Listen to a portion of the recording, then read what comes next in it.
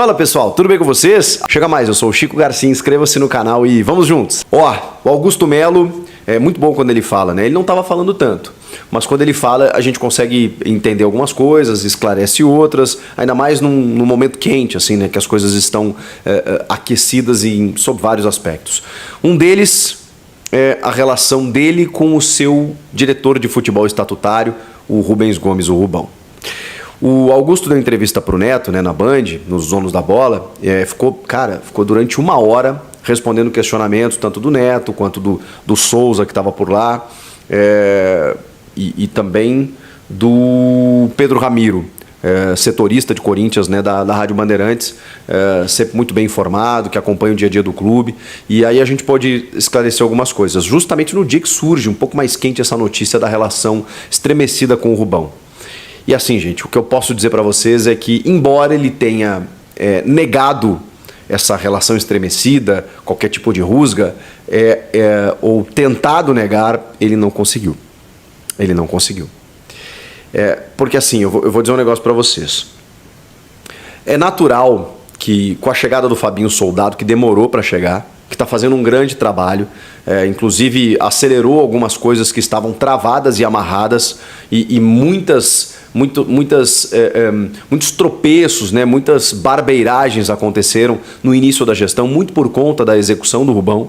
E o Augusto, tendo que participar muito de perto de algumas coisas, não conseguiu abraçar tudo que precisava quando chegou no clube.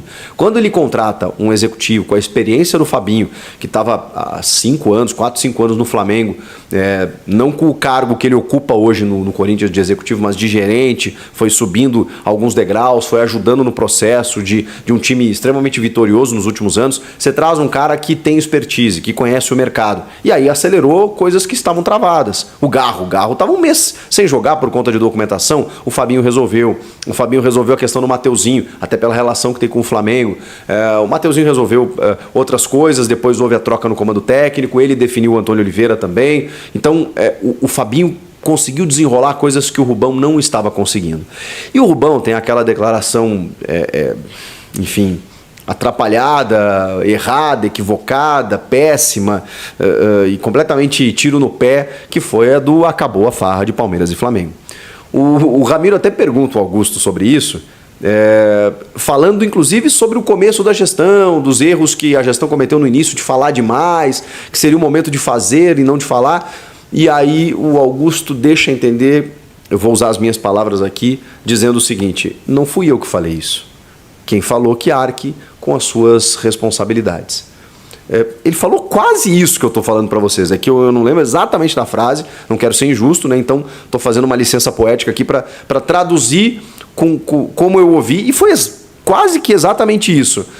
Olha, não fui eu quem disse, e quem disse que tem que arcar com as suas responsabilidades. Então, assim, não é uma relação amistosa. Ele confirma que houve um afastamento natural, que o Fabinho hoje cuida das coisas do futebol e que ele se tornou um vice de futebol, um diretor de futebol estatutário. Ou seja, ele perdeu espaço, foi escanteado e, obviamente, o Rubão não gostou. Mas, em determinado momento, o Augusto faz toda uma volta política para dizer que o Rubão é um cara importante, porque eles realmente sempre foram muito amigos, sempre foram muito próximos. E o Augusto disse que foi um articulador da campanha, um cara muito importante na eleição, e foi mesmo.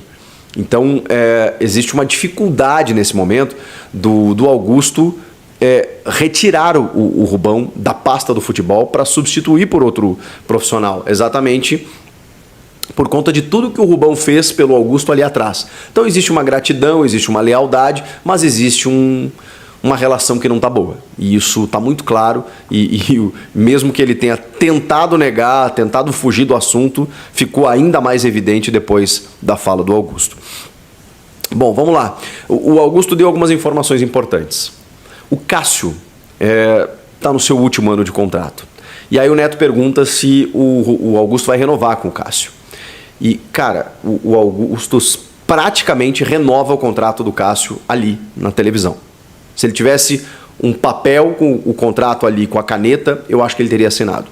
Porque não era a ideia do Augusto, tá? Isso aí eu tenho de bastidor. O Augusto, quando chega, ele não não queria ser o presidente que iria liberar o Cássio, e o Cássio tinha algumas propostas, tinha alguns interesses, um deles era do Grêmio, que eu sei. O Augusto não queria ter essa marca de liberar um ídolo, mas ao mesmo tempo não ia fazer força para segurar, porque entende o Augusto que o Carlos Miguel está pronto. Pois bem, o Cássio conquistou o Augusto no bastidor. Pela liderança, pelo profissionalismo, pela relação dos dois, pela necessidade de, dentro de uma reconstrução com jovens, com jogadores recém-chegados, você precisar de uma figura como o Cássio. O Cássio conquistou o Augusto. E o Augusto conquistou o Cássio. Isso eu posso dizer para vocês também. Inclusive eu citei aqui na informação que eu trouxe sobre os pagamentos, né, dos direitos de imagem, que o Cássio, quando o Augusto reuniu alguns líderes do elenco, o Cássio olhou para o Augusto e disse assim, olha, eu tô aqui há muito tempo, já passei por muita coisa, mas nunca um presidente foi tão sincero com a gente. Porque o Augusto prometeu uma data e ele cumpriu, com vencimentos atrasados desde o ano passado. A primeira grana que entrou, o Augusto pagou os caras, prometendo aquilo que ele tinha cumprido. Então, o Cássio e o Augusto criaram uma relação muito boa. E o Cássio tem um tamanho gigantesco, né, que você não pode simplesmente tratá-lo como qualquer outro jogador. Mas aí a informação que foi dada pelo próprio Augusto. O Cássio vai ser o que ele quiser. Ele usou essa expressão. Eu entendi que ele quis dizer, ele vai pedir o que ele quiser, ele vai ser o que ele quiser, se ele quiser parar agora, se ele quiser parar daqui 5 anos, se ele quiser renovar por 3 anos, se ele quiser renovar por isso de valor, o Cássio vai mandar nessa renovação. Foi isso que o Augusto Melo disse em rede nacional, para o mundo ver pela internet, no programa Os Donos da Bola, do Craque Neto. Então, o Cássio, gente, a tendência é que permaneça, tá? 3 pessoas entraram em contato comigo, 2 da base, para falar sobre o uruguaio Delgado, tá? Por quê? Saíram algumas publicações e eu confesso, estou falando de coração, Deus sabe, eu não sei quem publicou. Eles me mandaram o print e o print está cortado, não tem o arroba, não sei nem quem escreveu isso, tá? E eles falaram o seguinte, Samir, seu canal tem muita audiência, você precisa falar a verdade lá para o seu público. Estão chamando o uruguaio de Suárez. O texto estava aqui, que eu li, estava Suárez, que ele é igual ao Suárez. Em um quesito lá, acho que é a finalização e tal. Já falaram que ele é igual ao Cavani, tá? E pediram para eu avisar vocês, torcedores corintianos e cafezeiros, que não é nada disso. Trata-se de um jogador com sérios problemas de fundamento que precisam ser aperfeiçoados e que vai ser trabalhado. E o que eu recebi é que trata-se de um jogador comum, tá? Comum. E que, aliás, já gerou até polêmica na base. Quem trouxe, quem foi que indicou, entendeu? Né? Quem que trouxe? Por que trouxe esse uruguaio? Os questionamentos são grandes e eu não sei, né? A pessoa falou assim para mim, Samir, eu não sei por que, né, tem tanta gente fazendo lobby aí em relação a esse rapaz e a torcida está sendo enganada. Eu acho que isso daí é ruim até para o rapaz, porque depois quando ele for jogar um dia, se ele chegar ao profissional, vocês vão esperar uma coisa, tá? Vocês vão esperar uma coisa e aí vai ter outra, entendeu? E aí vai ter outra. E aí você, né, vai acabar falando, vai acabar pressionando o menino, pô, mas não era bom, não era o Cavani, não era o Suárez. E sabe, se é comum, porque trouxe? Esse é o questionamento, Robson, que estão se fazendo lá, tá? Igual o Suárez, ele morde também. Vocês são ridículos, né? Eu não sei se alguém já chegou a ver ele jogar, tá?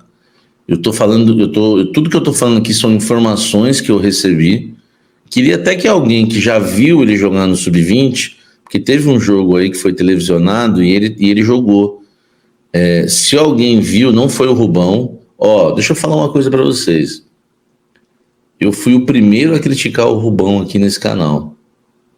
Vocês lembram bem, tá? Mas eu vou fazer um alerta que eu fiz há 2 anos e depois vocês viram que eu tinha razão. Anotem e me cobrem o que eu vou falar agora, hein? Não era nem para entrar nesse assunto agora. O Rubão, vocês acham que o Rubão é o único problema hoje que o Corinthians tem? Ou vocês acham que o Rubão é o culpado de tudo que acontece de ruim no Corinthians? Olha lá, hein? Lembra que eu falei do Roberto de Andrade? Eu falei, por que essa pressão fake em cima do Roberto de Andrade? Pra quê? Não estou falando que é a mesma coisa agora, com Augusto, Rubão, eu não tenho lado nessa história, eles estão rachados, eu não tenho lado nessa história, tá? Não tenho lado mesmo, entendeu? Mas o que eu quero dizer para vocês é, se também, o cafezeiro, o meu compromisso é que você saiba a verdade de tudo, entendeu? Esse canal é o canal que mais divulga bastidores, como se você estivesse lá no treino, como se você estivesse lá no Parque São Jorge, como se você estivesse lá no CT. Esse canal, eu acho, até porque eu também não acompanho por aí muito, né? Que é o canal que mais te coloca lá dentro do clube. E tem coisa que eu nem posso falar ainda. E muitas vezes eu acabo nem falando. Mas, por exemplo, chegar e falar que o Rubão é culpado do uruguaio, aí não, entendeu? O dia que o Rubão tiver uma culpa, eu sou o primeiro a falar como eu falei. Eu acho que o Mateuzinho, ele negociou lá, achei que foi muito mal. Tá tudo certo. Agora o uruguaio, ele não tem culpa. Quem que cuida dessa situação? Tá? Então, o que eu quero dizer para vocês, hein? O que eu quero dizer para vocês é: entraram em contato comigo porque nas redes sociais estão fazendo um lobby por esse uruguaio. E eu vou falar uma coisa aqui que, meu irmão, só quem é muito bem informado vai ficar sabendo. Quando esse uruguaio treinou com o Sub-20 no time e treinou contra o time de cima de Antônio Oliveira, meu irmão, se fosse bom, se ele fosse o novo Soares, como estão escrevendo por aí, o Antônio Oliveira tinha falado o seguinte, ó: você aí, habla espanhol? Habla. Não ia deixar ele descer mais, tá? E eu fico louco quando eu vejo o torcedor corintiano sendo enganado, porque eu odeio a mentira, velho, sabe? Tenho bronca de mentira, meu irmão. Até porque eu sei quem é o pai da mentira. Então eu não gosto de ver o torcedor sendo enganado. E os caras estão me procurando, sabe? Porque graças a Deus eu tenho fontes boas. Eu não fico perto de picareta. Picareta eu me afasto. Aquele maluco, aquele fulano ali faz rolo. Eu já nem quero de fonte. Eu nem quero ele de fonte. Entendeu? Então pessoas boas estão entrando em contato comigo falando: Samir, fala a verdade lá no seu canal, que estão escrevendo que esse uruguaio Delgado é o novo Soares e é um jogador comum para baixo. Então eu quero que o torcedor saiba, tá? Quero que o torcedor saiba. É por aí, viu, Mário? É isso aí. Tá? É isso aí, Mário. Hein? É isso aí. Né? Entendeu? Então vocês vão saber tudo aqui. Ó. Esse trouxe aqui. Entendeu? É por aí. Tá? E aí, fiel, tudo bem? Seja muito bem-vindo ao nosso canal Alerta Corinthians Oficial, que você fica sabendo de tudo que acontece aí nos bastidores do Coringão, as melhores notícias, novidades, tudo que acontece aí dentro do Corinthians. É por isso que a gente pede para você deixar o seu like. Se você, é claro, curtiu o conteúdo, né, esse tipo de conteúdo, e se inscrever no canal, claro. Se você gosta de receber notificações do Coringão, se inscrever no canal e fortalecer o canal comentando qualquer coisa no Vai Corinthians, para fortalecer o nosso trampo aí, que a gente reage praticamente todos os comentários, tá? Meus amigos, hoje o Coringão fez sua estreia no Campeonato Brasileiro E terminou em 0-0 aí diante do Atlético Mineiro, um jogo super pegado aí, fiel. Apesar do resultado aí, o Timão registrou seu maior público aí desse ano, com quase 45 mil espectadores, fiel. Só que tiveram várias críticas diante do preço dos ingressos, inclusive na última goleada do Corinthians sobre o Nacional pela Sul-Americana. O Timão contou com valores mais reduzidos, até mesmo em comparação à estreia no Brasileirão 2023. O horário também foi uma atrativa aí para fiel. O número, porém, não foi suficiente para consolidar o recorde da temporada no estádio. Isso porque o Santos, que alugou a Neoquímica Arena na semifinal do estadual contra o Red Bull Bragantino, levou 44 mil torcedores em Itaquera. O elenco aí, comandado pelo Antônio, ficará 2 semanas sem atuar em casa, já que o Timão tem uma maratona de jogos como visitante. Vai enfrentar o Fluminense no dia 28 pelo Brasileirão, e o Corinthians passa a se preparar para a segunda rodada da competição nacional diante do Juventude. A bola vai rolar às 20 horas na próxima quarta-feira no estádio Alfredo Jaconi, lá na casa do Juventude, beleza, fiel? Então é isso. Espero que vocês tenham gostado. E lembrando que os créditos são do Chico Cacete e são do Cavalo, beleza? Um forte abraço a todos, até o próximo vídeo. Vai, Corinthians!